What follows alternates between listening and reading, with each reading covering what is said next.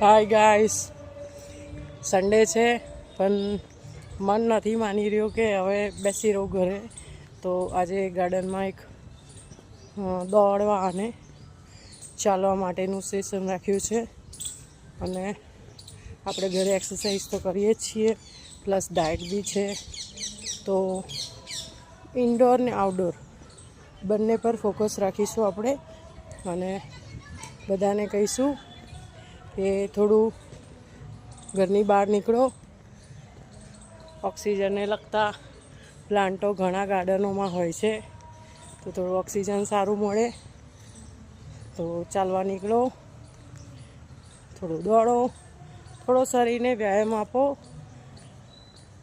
બાકી તો ડૉક્ટરના ઘરો ભરો અને બીમારીને ઘર બોલાવો અને પોતાની જાતને આળસુ બનાવીને ઘરે પડી રાખીને ખાલી બહાના કાઢીને કંઈ જ નહીં મળે.